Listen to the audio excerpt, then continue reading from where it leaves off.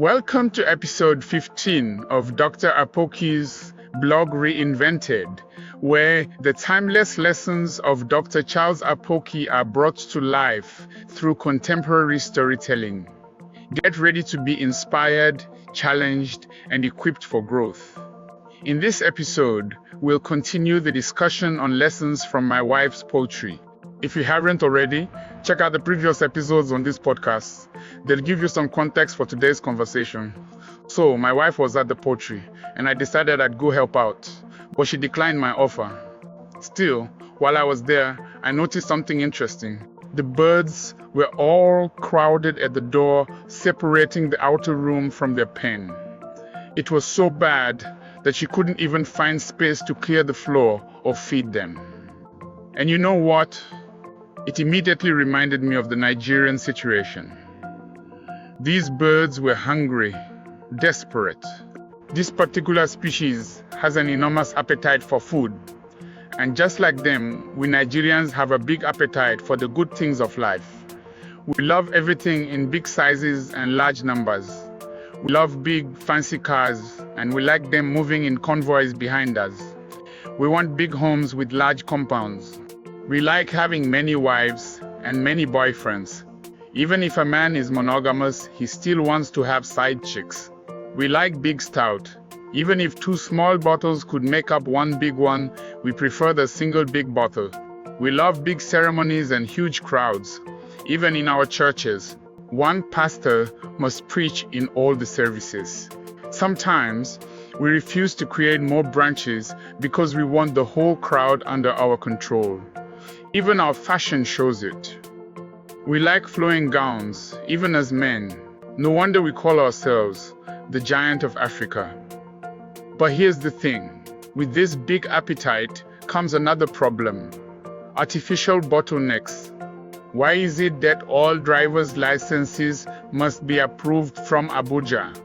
Why do all permits for tinted glass windows have to come from Abuja? We even make it harder by ensuring only one ATM works outside the banks, while all the others, whether in hotels, schools, or hospitals, remain dysfunctional. We insist on having only one provider of electricity and a single grid to distribute power. Our leaders, and even some of us ordinary citizens, seem to enjoy the frustration and desperation of the people. People have been trampled to death because thousands crowded into a stadium for just a handful of job openings in a federal parastatal. Think about it. Corruption is the grandchild of insufficiency and desperation. Criminality, that's the firstborn of intelligence trying to survive in the midst of deprivation and oppression. Even admissions into universities, polytechnics, and colleges of education all have to pass through one examination board. So what happens? The man who holds power becomes the center of attraction. You should have seen the video of my wife at the poultry. The birds crowded her. Some were even pecking her legs. And that's what happens when you refuse to pay workers for 8 months and pensioners for 36 months. They'll sell their permanent voters card to you for just 4,000 naira. Our politicians have perfected the art of creating desperation among the people. That's why junior workers extort money by hiding forms and creating roadblocks. There's even a transport company where ticketing clerks fill the manifest with fake names and then collect tips from desperate passengers who want to fly. Let's talk about decentralization and insufficiency.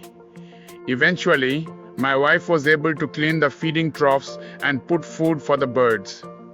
At first, there was a huge crowd around her. But as she placed food in more spaces around the pen, the desperation stopped. The crowd dispersed. And you know what's amazing? The birds even began to ignore her completely. That moment really enlightened my spirit. If we can create sufficiency and functional services in Nigeria, the desperation and the worship of wealth and the rich will reduce dramatically. Think about it.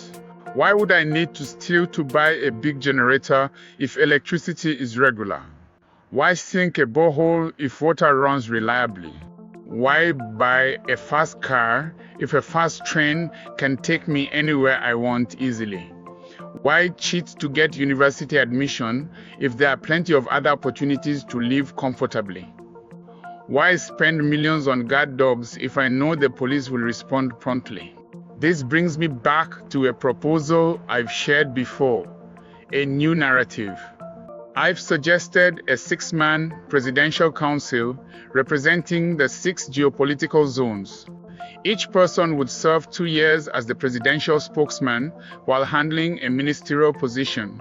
There should be no national parties, only regional ones. With decentralization and devolution of powers in Nigeria, political desperation will reduce significantly. Right now, there's too much concentration of power and wealth in very few hands. Why should I need a general's signature just to join the army of my own country? In the next episode, we'll talk about lessons from my wife's poultry and the Nigerian church. If you've learned something today, don't forget to like, share, and subscribe. God bless you.